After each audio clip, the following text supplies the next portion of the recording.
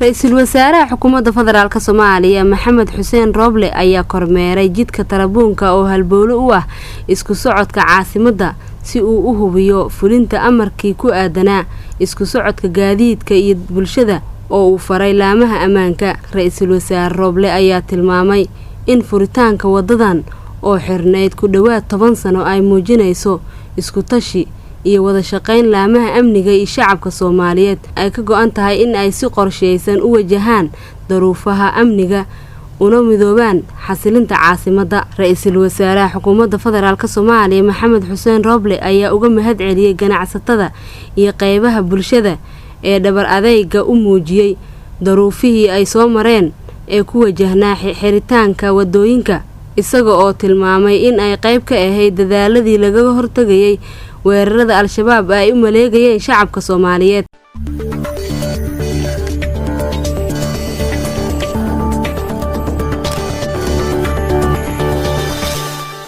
Audio Jungle.